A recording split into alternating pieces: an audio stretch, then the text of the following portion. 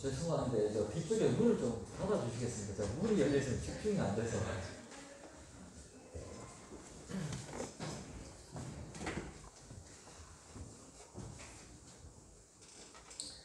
예, 오늘은 조금 자유롭게 말씀을 살펴볼 건데요. 성경에서 나오는 말씀인데 조금 생각해 볼 여지가 있는 말씀을 좀 이렇게 좀 자유롭게 이렇게 나누고 싶어서 좀 한번 살펴봤습니다. 먼저 그 말씀을 살펴보기 전에 저는 개인적으로 고등학교 때부터 이제 말씀을 좀 보면서 그런 생각을 했습니다. 말씀이 깨달아지는 어느 시점부터 말씀이 정답이구나. 그리고 말씀이 진리구나. 내가 보고도 이해 안 가는 말씀들이 많이 있지만 그것은 내가 이해가 부족하고 내가 상황을 잘 알지 못해서 그럴 뿐인 것이고, 나중에 최종적으로 알게 되면 성경에 나오는 말씀은 하나도 틀린 것이 없다는 그런 생각을 가지게 됐습니다. 그리고 그런 생각으로 말씀을 저는 대하고 있습니다. 그래서 성경의 그 어떤 말씀도 저는 틀린 말씀이 없다라고 생각하고 성경을 대하고 있습니다.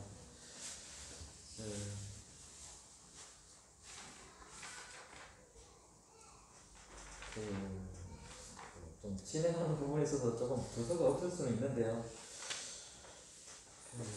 하나 살펴보면 이런 말씀이 나옵니다. 고린도전서 6장 9절 10절 말씀인데요. 그냥 편하게 들어주시면 좋겠습니다. 시간 관계상 제가 그냥 읽어드리겠습니다. 불의한 자가 하나님의 나라를 미혹으로 받지 못할 줄을 알지 못하느냐. 미혹을 받지 말라. 음란하는 자나 우상 숭배하는 자나 간음하는 자나 탐색하는 자나 남색하는 자나 도적이나 탐남하는 자나 술 취하는 자나 후욕하는 자나 토색하는 자들은 하나님의 나라를 미혹으로 받지 못하리라. 어떻습니까? 하나님의 나라를 유혹으로 받지 못한다는 말은 천국에 가지 못한다는 말입니까? 어떻습니까? 제가 생각할 때는 천국으로 가지 못한다는 말로 들립니다. 또 갈라디아서 5장 19절에서 21절 말씀인데요. 육체의 일은 현저하니 곧 음행과 더러운 것과 호색과 우상숭배와 술수와 원수를 맺는 것과 분쟁과 시기와 분냄과 당짓는 것과 불리함과 이단과 투기와 술취함과 방탕함과 또 그와 같은 것들이라. 전에 너희에게 경계한 것과 같이 경계하노니 이런 일을 하는 자들은 하나님의 나라를 유혹으로 받지 못할 것이요.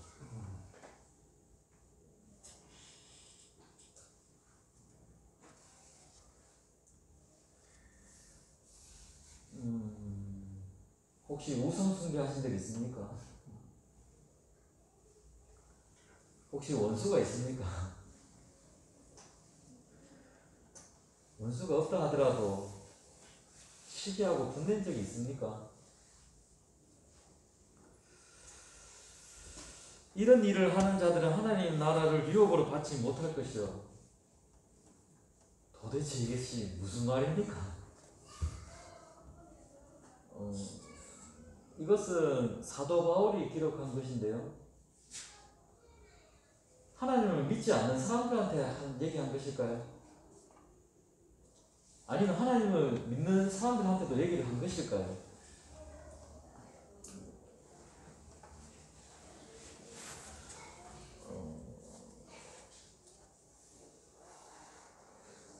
이런 일을 하던 사람이 하나님을 믿으면 이 천국 가는 것인데, 그럼 믿은 사람이 또 이런 일을 하면 그럼 어떻게 되는 것일까요?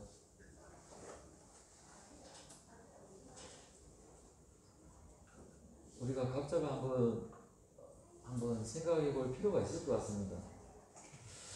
제가 볼 때는 사도 바울은 하나님 믿는다고 하는 사람들에게 이 말을 한 것 같습니다.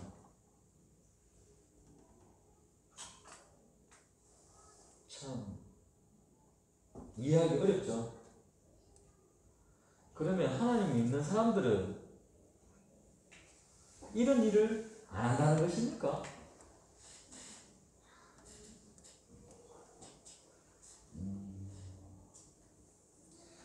그 예수님께서 이런 얘기를 하신 게 있어요. 이건 예수님께서 하신 얘기인데, 그 예수님 이 땅에 계실 때 그 사람들이 가늠한 여인을 잡아와서 현장에서 붙잡아서 예수님한테 이렇게 탁 데려온 적이 있었습니다. 그러면서 이런 얘기를 했어요. 예수님, 모세의 율법에 의하면 가늠한 사람을 돌로 치라고 되어 있는데 어떻게 할까요? 이런 얘기를 하는 겁니다. 예수님이 뭐라고 하셨죠? 너희 중에 죄 없는 자가 먼저 돌로 쳐라, 이렇게 말씀하셨죠. 그러니까 나이 든 사람부터 해갖고 돌을 내려놓기 시작하더니 이제 집으로 돌아가고 마지막 아이까지도 이제 다 집으로 돌아갔다고 이렇게 기록하고 있습니다. 근데 그 후에 저는 예수님께서 하신 말씀이 좀 놀랍다고 생각이 들어요. 예수님께서 뭐라고 얘기하셨습니까? 그 다음에 그 여인한테 나도 너를 요한복음 8장 11절 이렇게 얘기하십니다. 대답하되 주여 없나이다 이렇게 얘기하니까 예수님께서 가라사대 나도 너를 정죄하지 아니하노니 가서 다시는 죄를 범치 말라 하십니다. 저는 이 말씀을 보면서 더 심각해졌다 이런 생각이 좀 들었습니다. 예수님께서 나도 너를 정죄하지 아니하노니 이 말씀을 하실 때는 예수님 생각이 그러하시구나. 예수님도 정죄하기보다 이렇게 용서를 정죄하지 않으시는구나 이렇게 생각하면서 그 다음 말씀을 내면 가서 다시는 죄를 범치 말라고 얘기하십니다. 이렇게 얘기하면 안 되는 거 아닌가 저는 그런 생각이 들었어요. 너희는 죄를 지을 수밖에 없기 때문에 죄를 짓더라도 회개하고 나를 믿어라 이렇게 얘기하셔야 되는 거 아닙니까? 그렇잖아요.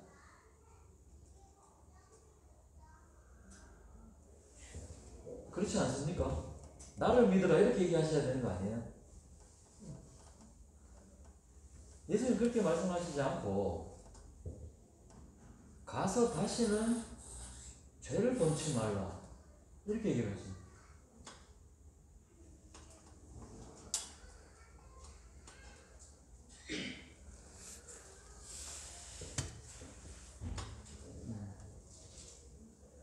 그러면 우리가 죄를 안 지을 수 있다는 얘기입니까? 하여튼 그건 잠깐 덮어놓고 하여튼 예수님은 이렇게 말씀을 하셨어요. 가서 다시는 죄를 범치 말라.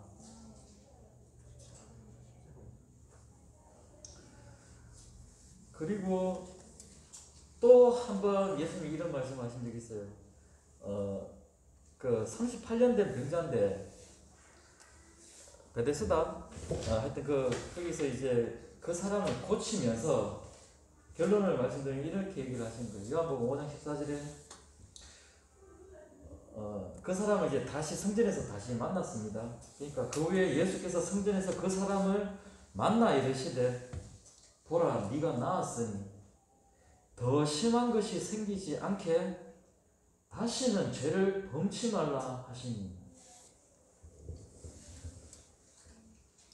이게 사도 바울이 얘기한 게 아니고 예수님께서 얘기를 하신 거예요. 다시는 죄를 범치 말라. 우리 한번 생각을 해볼까요? 예수님께서 왜 이렇게 얘기를 하셨을까요?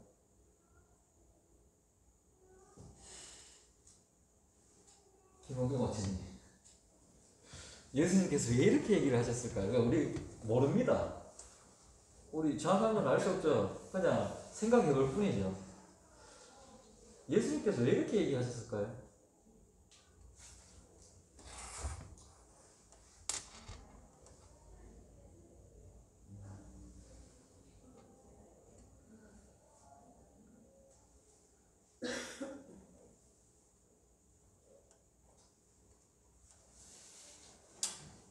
그리고 이제 조금 더 심각한 말씀을 한번 드리겠습니다. 이게 제가 하는 말이 아니고 예수님께서 하신 말씀을 제가 말씀을 드리는 겁니다. 요건 한번 찾아보겠습니다. 마태복음 18장입니다.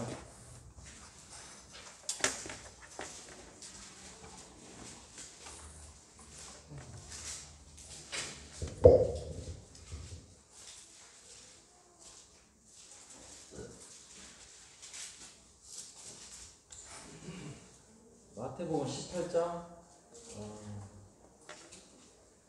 8절 9절인데요. 제가 읽어드리겠습니다. 한번 눈으로 따라주시기 바랍니다.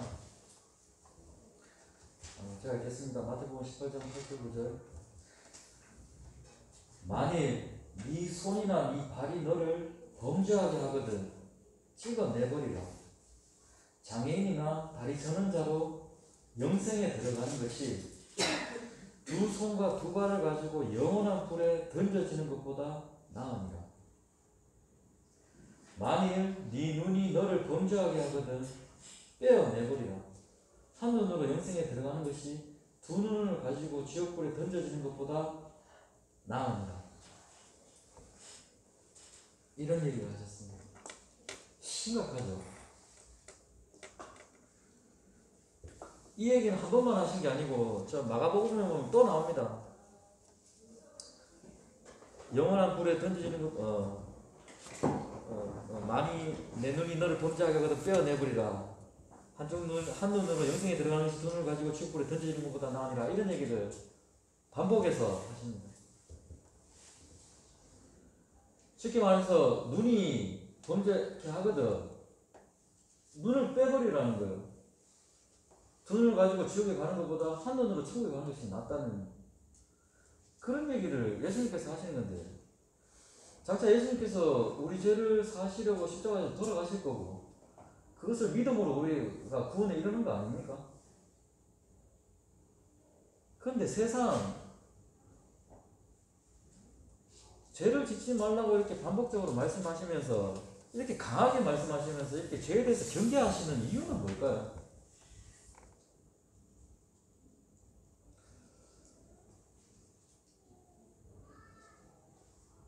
우린 죄를 지을 수밖에 없는데 라고 생각을 한다면 이거는 이해할 수 없는 말씀이 될 수밖에 없습니다.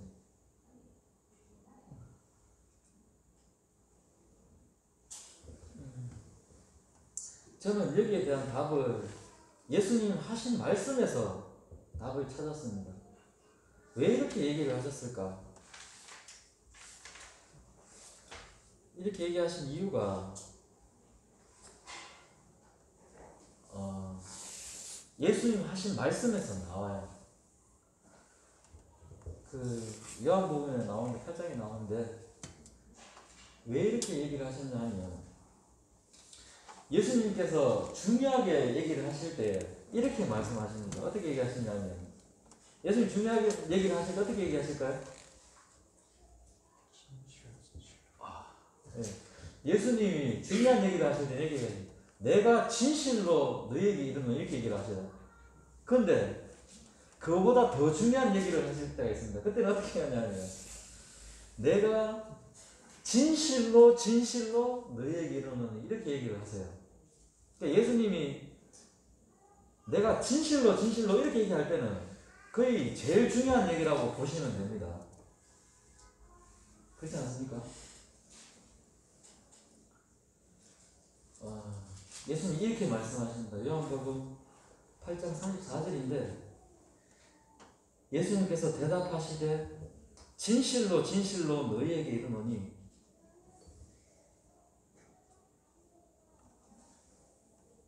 죄를 범하는 자마다 죄의 종이라.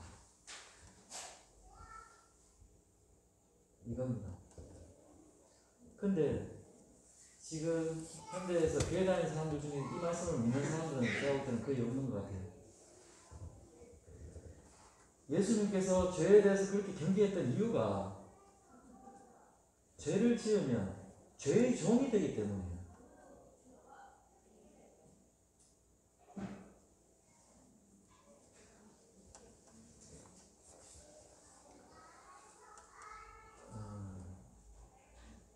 저는 이 말씀을 믿습니다.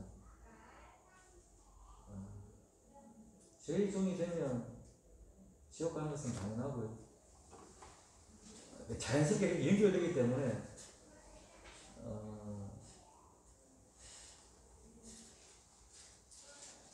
그래서 죄를 범치 마라, 죄를 짓지 마라, 손이 죄를 짓거든 찍어버리라, 이렇게 얘기를 하셨다고 저는 생각을 합니다. 죄를 지으면 예수님 뭐라고 얘기하셨다고요? 죄를 범하는 자마다 죄의 종이라. 죄를 범하는 자마다 죄의 종이라. 저는 이 말씀은 영원히 없어지지 않는 말씀이라고 생각합니다. 예수님께서 하신 말씀이니까.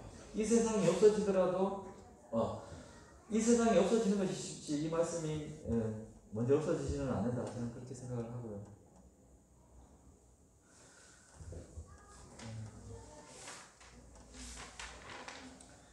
자, 죄를 짓는 자마다, 죄를 범하는 자마다 죄의 종이라.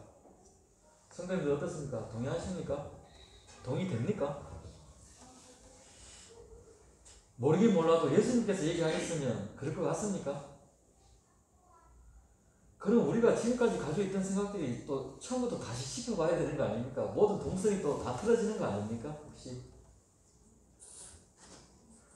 어쨌든 간에 예수님이 이렇게 말씀하시죠. 죄를 짓는 자마다, 죄를 범하는 자마다 죄의 종이다.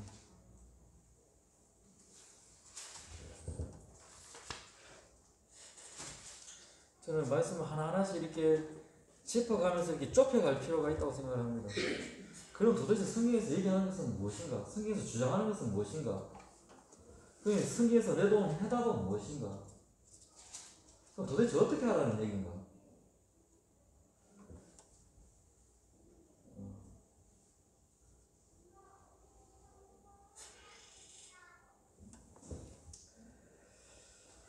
자, 그럼 이 얘기는 잠깐 이렇게 일단락을 하고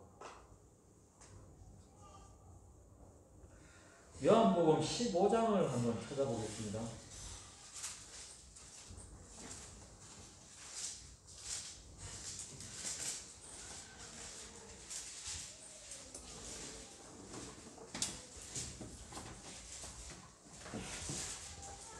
제가 처음부터 너무 심각한 얘기를 꺼냈죠.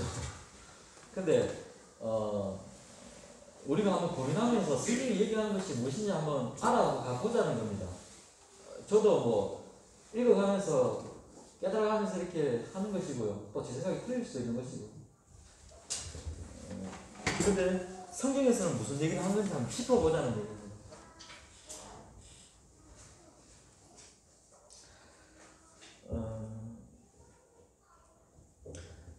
요한복음 15장 4절인데요. 제가 그냥 읽겠습니다.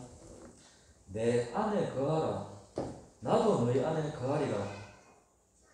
가지가 포도나무에 붙어있지 아니하면 스스로 열매를 맺을 수 없음 같이 너희도 내 안에 있지 아니하면 그러하리라. 이거 예수님께서 하신 말씀이거든요. 예수님께서 뭐라고 얘기했다고요? 내 안에 거하라. 나도 너희 안에 거하리라. 예를 들어가면서 어떤 예를 들었냐니까 가지가 포도나무에 붙어있지 아니하면 스스로 가지가 열매를 맺을 수 없는 것 같이 너희도 내 안에 있지 아니하면 똑같다고 얘기를 하시는 겁니다. 그러면서 5절에 나는 포도나무요 너희는 가지라. 그가 내 안에 내가 그 안에 거하면 사람이 열매를 많이 맺나니 나를 떠나서는 너희가 아무것도 할 수 없습니다. 반복되는 얘기가 뭐냐면 내 안에 거하지 않으면 너희가 아무것도 할 수 없다. 이것이 예수님 말씀이에요. 예수님 말씀 맞습니까? 제가 하는 얘기가 아니고 예수님께서 너희가 내 안에 있지 아니하면 네가 아무것도 할 수 없다. 이것이 예수님 말씀이에요.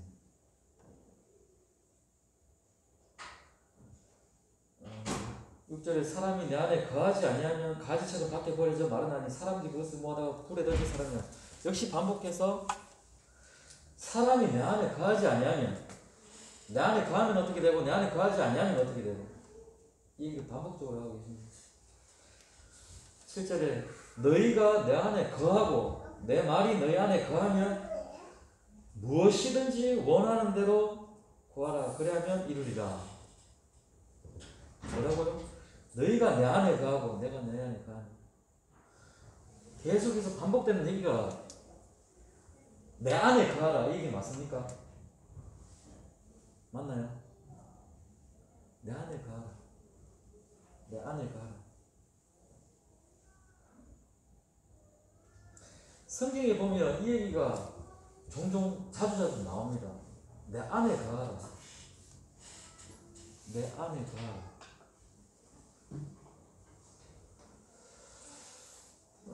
예수님 우리 저를 사시고 믿으면 되지 또 뭐 그렇게 복잡하게 또 뭘 얘기를 자꾸 하십니까? 그 믿음은 단순한 것인데 뭐 복잡하게 말씀하시는 거 아닙니까?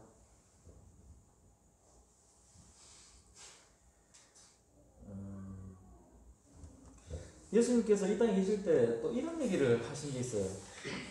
제가 그냥 좀 들어주십시오. 어떤 얘기냐면 그 예수님 이 땅에 어머니 마리아가 하고 동생들이 예수님이 그 제자들을 가르치는데 찾아온 적이 있어요. 그러니까 밖에 이제 그 가르치고 있으니까 예수님 모르는가 싶어서 밖에 어머니하고 동생들이 찾아왔습니다 하니까 예수님이 발끈하시면서 뭐라고 얘기하셨죠? 이렇게 얘기하셨어요. 누가 내 어머니고 누가 내 동생이냐 라고 얘기하시면서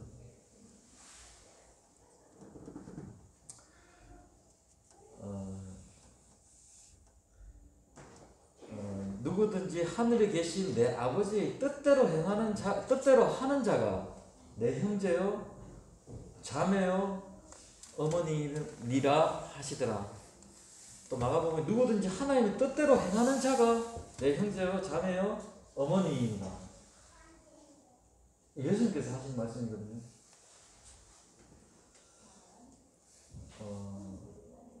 예수님께서 어려운 얘기를 자꾸 하시죠. 그냥 믿으면 되지. 믿으면 되는데 예수님께서 우리 죄를 사신 것, 십자가에서 우리 죄를 사신 것을 믿으면 되는데 또 굳이 뭐 하나님 뜻대로 또 하는 자라야 하여튼 이런 얘기를 하십니다. 마태복음 7장 21절에 나더러 주여 주여 하는 자마다 다 천국에 들어갈 것이 아니요 다만 하늘에 계신 내 아버지 뜻대로 행하는 자라야 들어가리라. 저는 말씀을 계속 대하면서 좀 이렇게 압축이 되는 것이 내 안에 거하라. 내 안에 거하지 않고는 내가 아무것도 할 수 없다. 밖에 버려진다. 그리고 하나님의 뜻대로 행하는 자가 천국을 들어간다.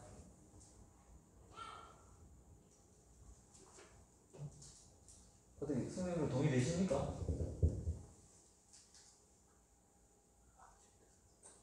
그럼 믿으면 됐지. 그럼 또 하나님 뜻대로 또 해야 됩니까? 아니면 믿는다는 것이 하나님 뜻대로 하는 거하고 같은 얘기입니까?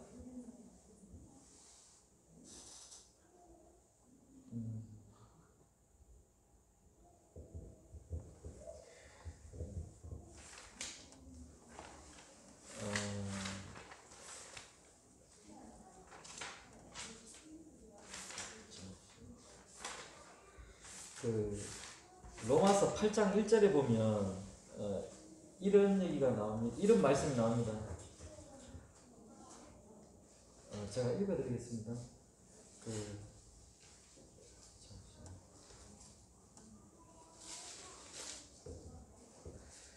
그러므로 이제 그리스도 예수 안에 있는 자에게는 결코 정죄함이 없나니.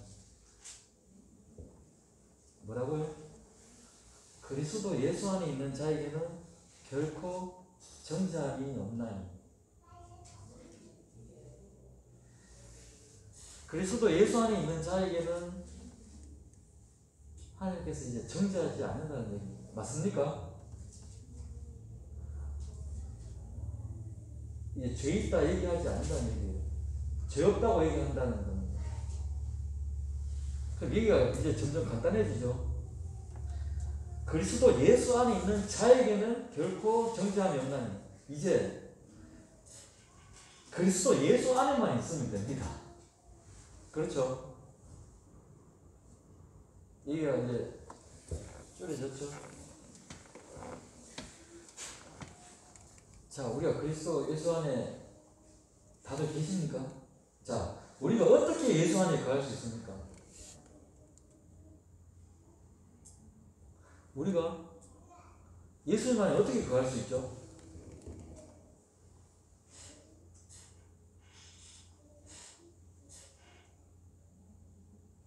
얘기가 이제 압축이 되는데 이것이 제일 중요한 얘기 아니겠습니까? 우리가 예수 안에 거하느냐, 거하지 않느냐. 그렇잖아요. 우리가 예수 안에 거하면 결코 정죄함이 없나니. 왜냐하면 이는 그리스도 예수 안에 있는 생명의 성령의 법이 죄와 사망의 법에서 너를 해방하였습니다. 이렇게 되는 거거든요. 그리스도 예수 안에 있는 자에게. 자, 우리가 어떻게 예수님 안에 있을 수 있습니까? 어떻게 예수님 안에 있을 수 있을까요? 김홍룡 오신 분.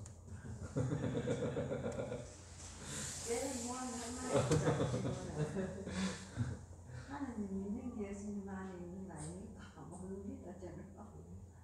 하나님 믿는 것이 예수님 안에 있는 것이다. 성경에 어떻게 예수님 안에 거할 수 있는지 분명하게 얘기하고 있습니다. 근데 예, 성경에 어떻게 예수님 안에 거할 수 있는지, 하나님 안에 거할 수 있는지 분명하게 얘기를 하고 있어요. 그러면 우리가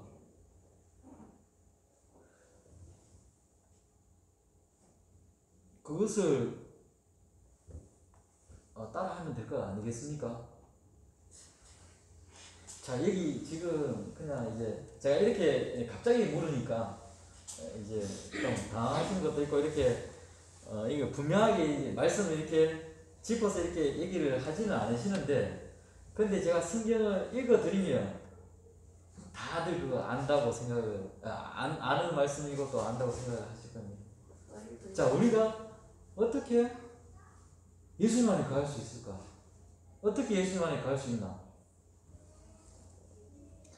제가 어떻게 예수님 안에 거할 수 있는지 성경 말씀대로 제가 가르쳐 드리겠습니다.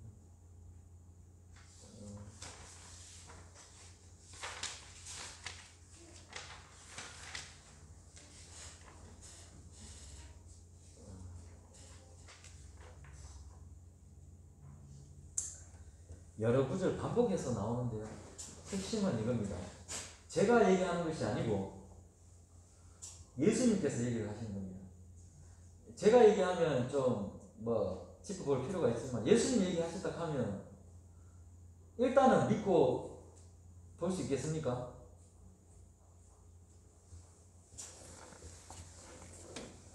예수님께서 뭐라고 얘기하시냐면, 내가 아버지의 계명을 지켜 그의 사랑 안에 거하는 것 같이 너희도 내 계명을 지키면 내 사랑 안에 거하리라. 예수님 뭐라고 얘기했냐면, 예수님도 하나님의 계명을 지켜가지고 하나님 안에 거하는 것 같이 너희도 내 계명을 지키면 내 안에 거하리라.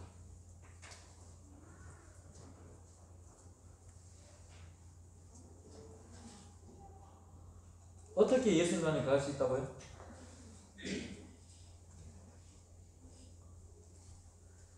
예수님 안에 거할 수 있는 방법이 이거 말고 다른 걸 얘기하신 게 없어요.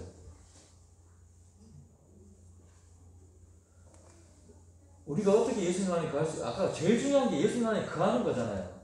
거하느냐 안 거하느냐에 따라서 그거잖아요. 거하면 정죄함이 없는 거고, 예수님 안에 거하지 않으면 밖에 버려져 불사라지는 거고. 자, 예수님 안에 거하는 거냐 안 거하는 거냐 그건데, 예수님 안에 거하는 방법을 한 가지만 얘기해 놨습니다. 이걸 반복적으로 얘기해 놓으시는데, 어떻게 예수님 안에 거할 수 있다고요? 그 이제 밑장 밑절인 것도 가르치시면서 예, 요한복음 15장 10절입니다. 제가 다시 한번 말씀을 드리겠습니다. 이게 예수님께서 하신 얘기이기 때문에 제가 말씀을 드린 겁니다. 예수님께서 이렇게 얘기하셨어요. 내가 아버지의 계명을 지켜 아버지 사랑 안에 그의 사랑 안에 거하는 것 같이 너희도 내 계명을 지키면 내 사랑 안에 거하리라.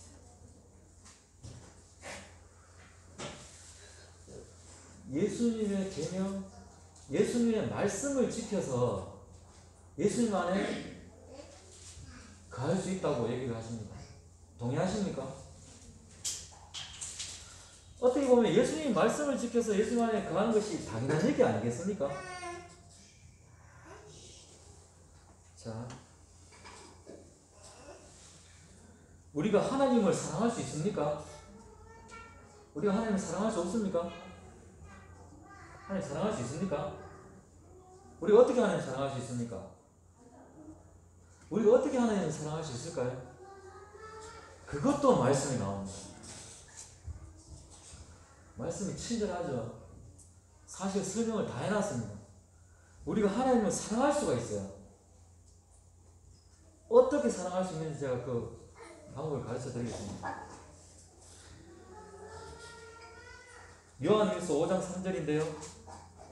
하나님을 사랑하는 것은 이것이니 우리가 그의 계명들을 지키는 것이라. 그의 계명들은 무거운 것이 아니로다. 우리가 하나님 계명을 지켜서 하나님을 사랑할 수 있습니다. 하나님 말씀을 지켜서 하나님을 사랑할 수가 있어요.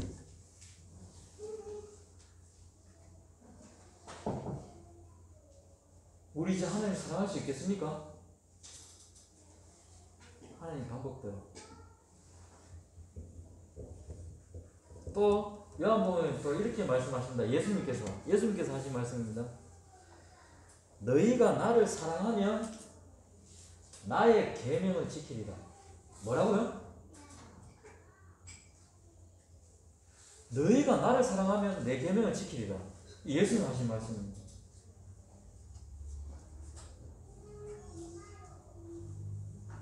예수님께서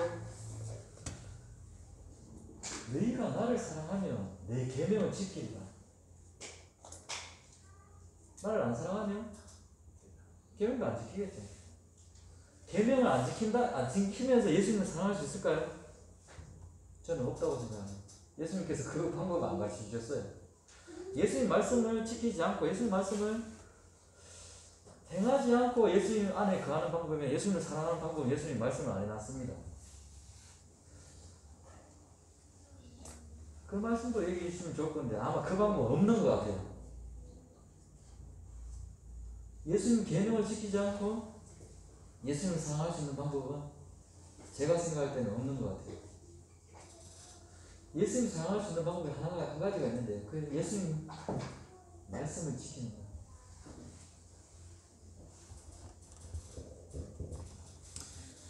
자, 또 읽어드리겠습니다. 요한일서 2장 3절에서 6절까지 말씀인데요. 우리가 그의 계명을 들어주십시오. 자, 우리가 그의 계명을 지키면 이로써 우리가 저를 아는 줄로 알 것이요 저를 아노라 하고 그의 계명을 지키지 아니하는 자는 거짓말하는 자다. 진리가 그 속에 있지 아니하도다. 아니하되 누구든지 그의 말씀을 지키는 자는 하나님의 사랑이 참으로 그 속에서 온전케 되나니 이로써 우리가 저 안에 있는 줄을 아노라. 저 안에 거한다 하는 자는 그의 행하시는 대로 자기도 행할지니라. 자, 이제 우리 분명해졌습니까? 어떻게 예수님 안에 거할 수 있습니까? 예수님 말씀을 지켜서 예수님 뜻대로 살아서 예수님 안에 거하는 거 맞습니까? 그거 말고 우리가 예수만에 갈 수 있는 방법이 있습니까?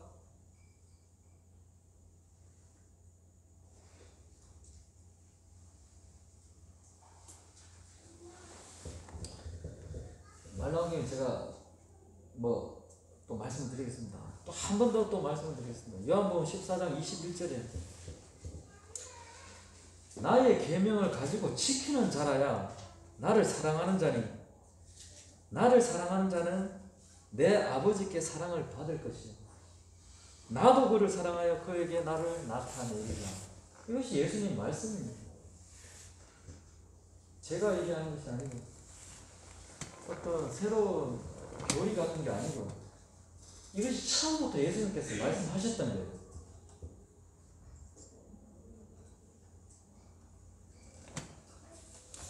저는 제 개인적으로 제가 죄를 선택하는 순간에 죄를 짓는 순간에 저는 사실 이렇게 생각을 합니다. 지금도 뭐냐면 나는 죄를 지을 수밖에 없다 이렇게 생각하지 않고요. 저는 그렇게 생각한 적은 거의 없습니다. 저는 그렇게 생각하지 않습니다. 뭐냐면 내가 또 지금 하나님께 불순종하는 순간이구나. 내가 또 하나님께 불순종하는 순간이구나. 내가 또 하나님께 불순종하고 있구나. 내가 하나님의 말씀을 선택하지 않구나. 내가 또 사탄을 쫓고 있구나. 저는 그렇게 생각을 하고 있습니다. 지금도. 그러면서도 그렇게 사는 일들이 많이 있습니다. 그렇지만 저는 솔직한 제 양심으로 저는 그 순간마다 그렇게 고백을 합니다. 이 순간 제가 하나님께 불순종하고 있습니다.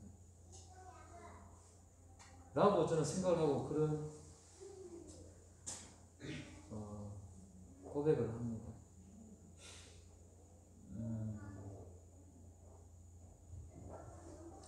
저는 개인적으로 이렇게 생각을 합니다.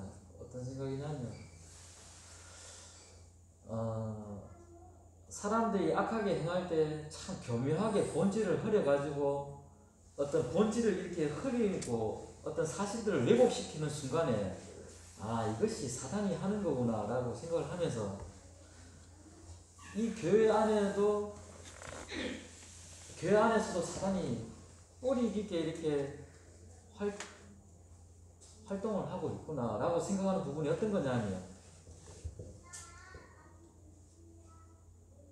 저는 개인적으로 이런 거라고 생각합니다. 사람이 계명을 지킬 수 없다. 사람이 하나님의 계명을 지킬 수 없다. 사람은 죄를 지을 수밖에 없다.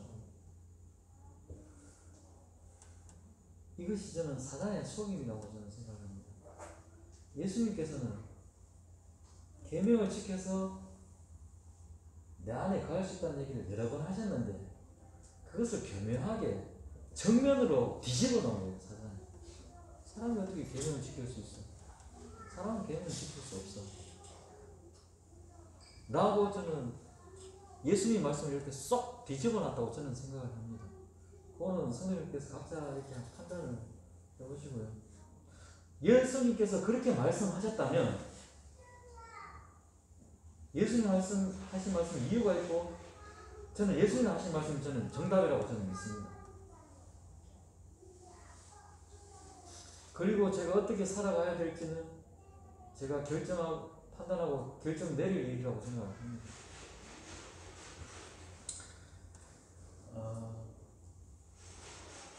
로마서 7장인데요. 로마서 7장에 이런 얘기가 나옵니다. 이런 말씀입니다. 이건 사도 바울이 기록한 건데요. 그러니까 편하게 들어주십시오. 제가 읽겠습니다. 우리가 율법은 신령한 줄 알거니와 나는 육신에 속하여 죄 아래 팔렸도다. 내가 행하는 것을 내가 알지 못하노니 곧 내가 원하는 것은 행하지 아니하고 도리어 미워하는 것을 행합니다.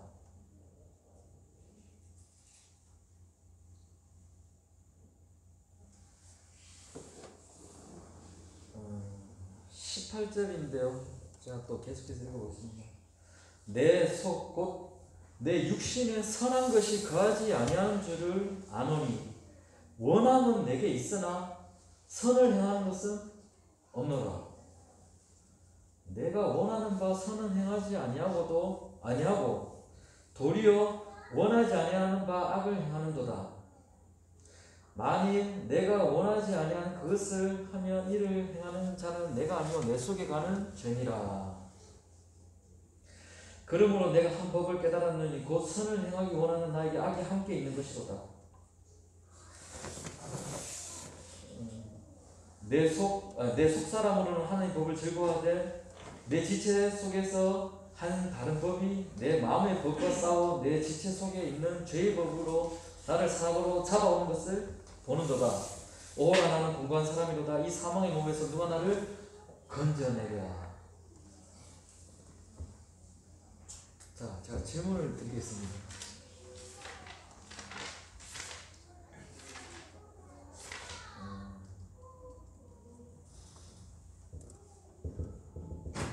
이렇게 고백하는 사람이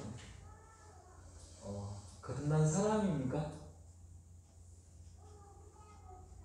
거듭나지 않은 사람입니까? 어떻습니까?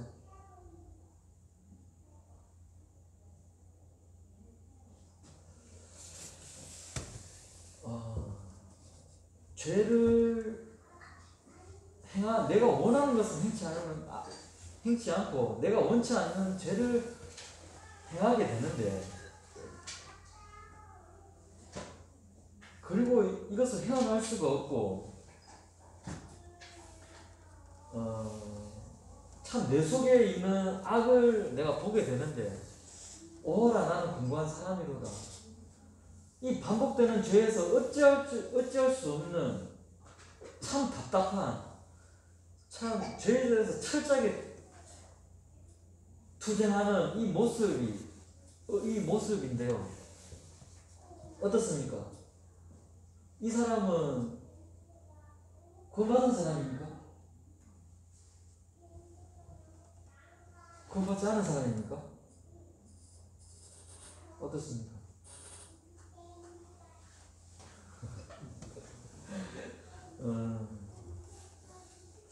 로마서 7장 핵심적인 내용, 사도 바울이 거듭나서 신앙생활하면서 요즘 겪으면서 갈증을 표출하게. 그래서 8장의 1절에서 다 그랬거든요. 그러므로 그리스도 안에 있는 자는 결코 정지 않았다. 그 2절에서는 죄와 사망은 해방했다고 이야기했고, 6장에서 죄에 대해서 심각하게 사도 바울이 이야기하면서 그런 죄를 짓고도 예수님도 제자들을 그렇게 육신이 왜 나쁘다. 그래서 육신을 핑계대지 말라. 이런 뜻으로 이야기합니다. 그럼 이것이 하나의 심각한 문제는 요한 웨슬러가 잘못 읽으면 이래 됩니다. 요한 웨슬러가 쓴 책에 아르민 그 스위스 사람, 그 사람이 책에 보면은 이 로마서 7장이 거듭나지 못한 사람이다 이렇게 주장하고 있습니다. 그러나 우리 성경적인 복음적인 대체적인 복음을 믿는 창세기부터 요한계시록까지 핵심적인 복음을 믿는 사람들의 로마서 7장이 구원받은 자의 갈등이다, 육신과 영의 싸움이다, 이렇게 보통 그렇게 믿고 가고 있습니다. 예. 방금 말씀하셨지만 그 웨슬러라는 사람이 그렇게 얘기한 것 같아요. 그러니까 7장은 구원받기 전의 모습, 8장은 이제 구원받은 모습이라고 이제 자기 어떤 깨달음을 그렇게 이제 얘기를 하고 있습니다. 해놨는데, 자, 그렇게 깨달은 사람도 깨달은 사람이고, 우리 여기 앉아 계신 분도 각자 생각이 있고 그리스도 양심이 있는 사람들이니 성경을 보고 우리가 생각할 수가 있습니다. 그렇잖아요? 우리가 생각이 없는 것이 아니고,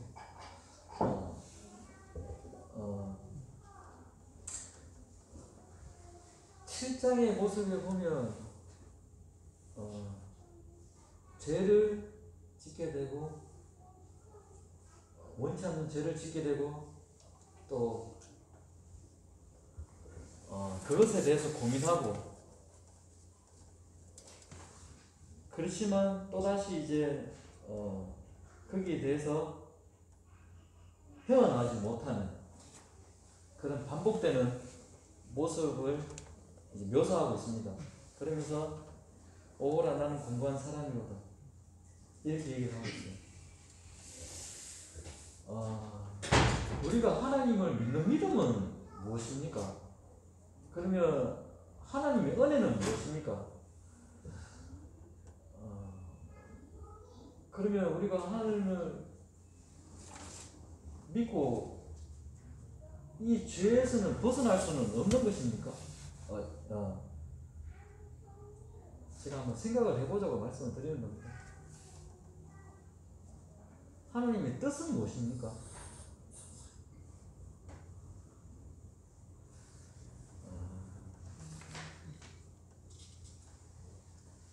저는 말씀을 통해서 하나님의 뜻은 이런 것이라고 생각합니다.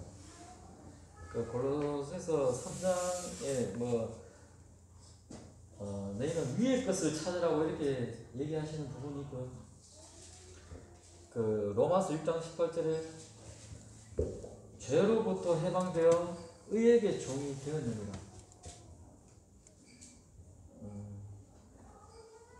로마서 6장 22절에 그러나 이제는 너희가 죄로부터 해방되고 하나님께 종이 되어 거룩함에 이르는 열매를 맺었으니 그 마지막은 영생이다.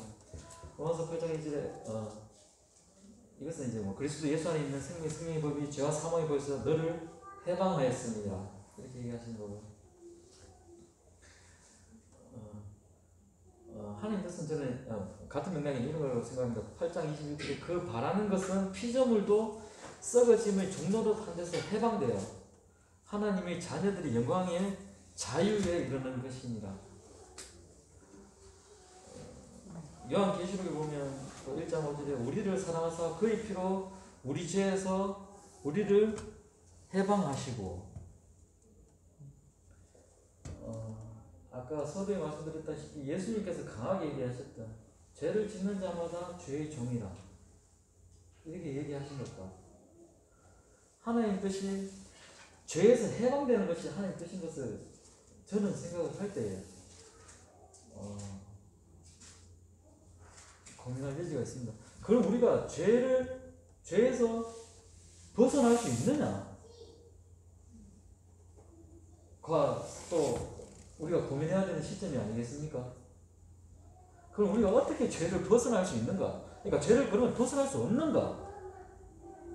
죄를 벗어날 수 없다면 그럼 그렇게 살아가는 것이고, 그럼 죄를 벗어날 수 있다면 그럼 과연 죄를 벗어날 수 있는 것인가? 그럼 그런 방법이 있는 것인가? 저는 그럼 성경에서는 무슨 얘기를 하는 것인가? 한번 그냥 생각을 해보는 겁니다. 아까 전사님이 말씀하셨듯이 그 답은 로마서 8장이라고 저는 생각을 합니다. 8장의 1절에 그러므로 이제 그리스도 예수 안에 있는 자에게는 결코 정죄함이 없나니 아까 우리가 얘기했죠. 예수 안에 있는 자에게는 결코 정죄함이 없나니 영어 성경에 보면 KJV 여기 보면 이렇게 나와 있습니다. 그러므로 이제 그리스도 예수 안에 있는 자들에게는 결코 정죄함이 없나니 그들은 육신을 따라 행하지 아니하고 성령을 따라 행하느니라. 영어 성경에는 이렇게 나옵니다. 육신을 따라 행하지 아니하고 성령을 따라 행하느니라. 8장 2절에 이는 그리스도 예수 안에 있는 생명의 성령의 법이 죄와 사망의 법에서 너를 해방하였습니다. 제가 읽어 나가겠습니다. 3절인데 율법이 육신으로 말미암아 연약하여 할 수 없는 그것을 하나님은 하시나니 곧 죄로 말미암아 자기 아들을 죄 있는 육신의 모양으로 보내어 육신의 죄를 정하사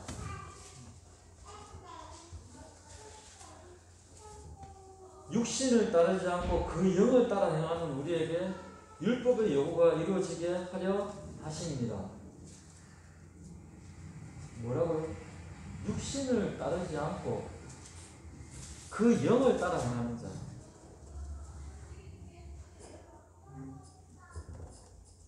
육신을 따르지 않고 그 영을 따라 행하는 우리에게 율법의 요구가 이루어지게 해놨다고 말씀하십니다.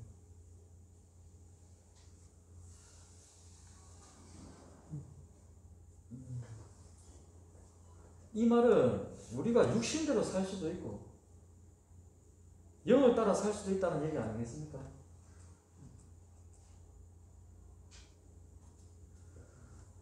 우리가 잘 한번 생각해보자. 우리가 육신대로 살 수도 있고 영을 쫓아 영을 따라 살 수도 있다는 얘기입니다. 아까 골로새서 3장에 그 말씀대로 너희가 그리스도와 함께 다시 살리심을 받았으면 뭐라고? 위의 것을 찾으라. 육신대로 살 수도 있고 영을 따라 살 수도 있다. 한번 생각해 보십시다. 5절 육신을 따르는 자는 육신의 일을, 영을 따르는 자는 영의 일을 생각하나니 육신의 생각은 사망이요 영의 생각은 생명과 평안입니다. 계속해서 육신의 생각은 하나님과 원수가 되나니 이는 하나님의 법에 굴복하지 아니할 뿐 아니라 할 수도 없습니다. 육신에 있는 자들은 하나님을 기쁘시게 할 수 없느니라.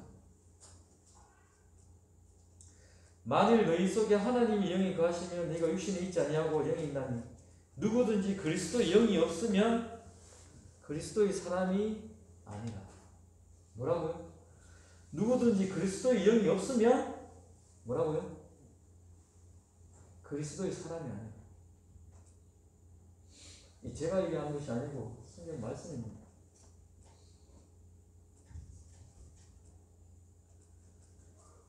자, 12절에 그러므로 형제들아 우리가 빚진 자로 된 육신에게 져서 육신대로 살 것이 아니니라. 너희가 육신대로 살면 반드시 죽을 것이로되 영으로서 몸의 행실을 죽이면 살리니. 뭐라고요? 너희가 육신대로 살면 어떻게 된다고요? 반드시 죽는다. 이게 말씀입니다. 너희가 육신대로 살면 반드시 죽을 것이로되 영으로서 몸의 행실을 죽이면 살리니. 무릇 하나님의 영으로 인도함을 받는 사람은 곧 하나님의 아들이다. 뭐라고요? 하나님의 영으로 인도함을 받는 사람이 하나님의 아들이다.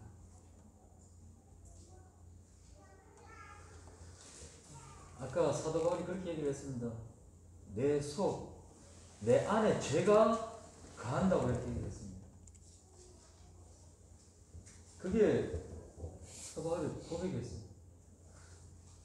얘기는 뭐냐면 압축을 하면 정리를 하면 우리 안에 죄가 가하는데 죄가 가하는 생각 그대로 살아가면 우리는 죄에 대해 잠식될 수밖에 없다는 얘기입니다. 죄를 지을 수밖에 없다는 얘기입니다.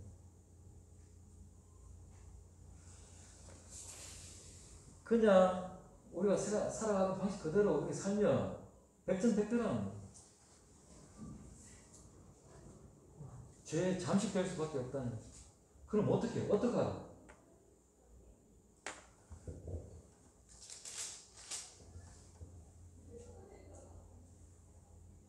육신을 따르지 않고 영을 따르는 사람들에게는 율법의 요구가 이루어지게 되고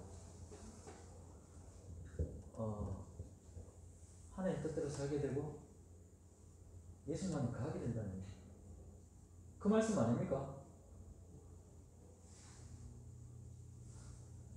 우리가 어떻게 예수님만에 갈 수 있다고요? 그의 계명을 지켜서, 그의 말씀을 지켜서 예수님 안에 갈 수 있는 것 같지. 그런데 우리가 제약된 본성을 가지고 있는 그냥 육신 그대로, 그냥 그 생각 그대로 이렇게 살아가게 되면 죄에게 잠식될 수밖에 없다는 영을 쫓아서. 그래서 저는 솔직히 그 개인적으로 이렇게 생각하고 있습니다. 시간 지금 많이 됐는데 마무리하겠습니다. 저는 제가 잘못하는 순간에, 제가 하나님을 선택하지 않는 순간에 저는 아니까 저는 제한테 고백을 이렇게 합니다. 그 영을 쫓아서 지금 내가 그 영을 쫓아서 살지 않고 있구나. 그런 의미로 그 영을 쫓아서를 이제 얼마 전부터 이렇게 조금 배워봅니다. 그냥 제 혼자 그렇게 그냥 해봅니다. 그러면 제 마음에 생각들이 조금씩 이렇게 예수님께 이렇게 조금 끌림을 이렇게 받는 것을 조금씩 그냥 저는 느낍니다. 그러면서 제 자신이 반성하기도 하고 어느 부분에서 잘못됐는지를 짚기도 하고 생각이 정리가 조금씩 되기도 하고 그렇습니다. 그 영을 쫓아서 자 그렇게 살지 않을 때 그런 제가 얘기를 빨리 마무리해야 되는데 우리가 죄를 지어서 지옥에 갈 것인가, 죄를 짓지 않아서 천국에 갈 것인가, 그 얘기는 아니라고 생각합니다. 뭐냐면 아까 죄를 지으면 어떻게 된다고 이제 말씀하셨는데 제가 생각을 해봤습니다. 제가 살인을 하지 않기 위해서, 도적질을 하지 않기 위해서, 간음을 하지 않기 위해서 저희 집에 골방에 들어가서 그러면 제가 그것을 철저히 경계를 하고 심신수련을 하면서 그것을 제가 행하지 않았을 때 그러면 구원받고 하나님 나라에 갈 것이냐? 저는 그렇지 않다고 봅니다. 뭐냐면 하나님 뜻대로 행해서 하나님 나라에 가는 것입니다. 죄를 행하지 않는다고 해서 천국에 가는 것이 아니라 하나님 뜻대로 살아서 하나님 뜻대로 행해서 하나님 나라에 가는 것이거든요. 골방에 들어앉아서 죄를 안 짓는다고 천국에 가는 것이 아니라 내가 여기서 죄를 지었다고 낙담하고 하나님께, 그러니까 죄를 범하는 자마다 죄의 종이라, 저는 이것은 사실이라고 믿고요. 그렇게 할 때마다 저는 하나님께서 떨어져서 죄의 종으로 가는 순간이라고 저는 생각합니다. 그렇지만 그때마다 회개를 하고 하나님께 은혜를 구할 때 사랑에 풍성하신 하나님께서 그 제자 중에 한 명이 물었죠. 누가 나한테 잘못된 사람이 저한테 용서를 구하면 7번까지 제가 용서를 할까? 이렇게 물었을 때 예수님께서 7번이 아니라 1번에 7번이라도 용서를 해주라. 이렇게 말씀하신 예수님 아닙니까? 예수님께서 우리한테 우리 잘못을 깨닫고 용서를 회개하고 용서를 구할 때 490번도 용서해 주라고 이렇게 말씀하신 예수님이라면 우리에 대해서 4,900번 아니라 49,000번도 용서하는 마음을 가지고 계신 예수님이라고 저는 생각합니다. 우리가 죄를 짓게 되는 그 안타까운 순간에 죄의 종이 되는 것은 저는 예수님 말씀이기 때문에 사실이라고 믿고 그때마다 우리가 다 돌이켜서 죄의 종에서 벗어나려고 하면 하나님께 회개하고 잘못을 구하고 하나님 은혜를 구하는 것이 다시금 그리고 하나님 뜻대로 살아가는 것이 그냥 육신대로 이렇게 살아가는 것이 아니라 육신대로 살면 반드시 죽는다고 또 성경이 얘기하니 그리고 제가 제 자신을 봐도 성경을 통해서 봐도 여러 경험을 통해서 봐도 그것은 사실인 것 같습니다. 그럼 어떻게 예수님한테 구할 수 있느냐? 그 말씀을 지켜서 그 영을 쫓아 행할 때 우리한테 이런 일이 가능해진다. 제가 그냥 생각하는 결론은 이것입니다. 말씀도 또 그렇게 말씀하죠. 이거 육신대로 살아서 육신에 져서 육신대로 살 것이 아니라 그 영을 쫓아서 살 때 이 모든 것들이 충족되지 않겠느냐. 저는 이것을 믿습니다.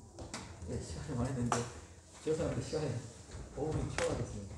자, 오늘 제 얘기는 여기까지 하고 마무리하도록 하겠습니다.